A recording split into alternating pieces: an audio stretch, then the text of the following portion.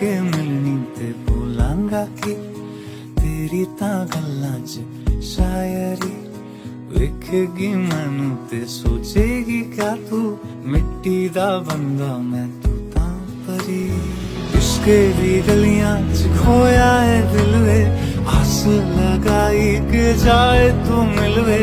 कोल तेरे मैनू आण दे सोनी करा मैं कितने जतन सोनी दूरों दूरों मैं वेखां तैनू सोने कहाँ तू कहाँ मैं दूरों दूरों मैं वेखां तैनू सोने कहाँ तू कहाँ